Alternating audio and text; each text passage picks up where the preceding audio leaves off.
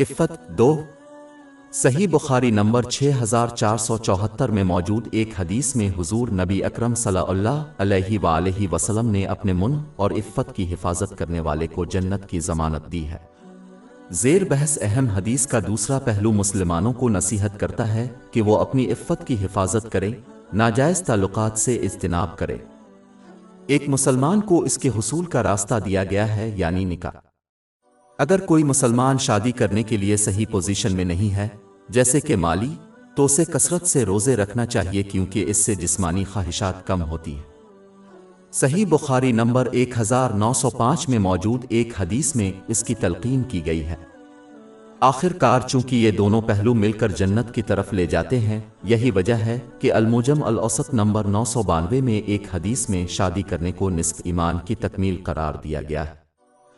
हमारी website www.sheikhpod.com पर 400 से ज़्यादा मुफ्त e-books, audio books, infographics, podcast और बलाग दस्तयाब है।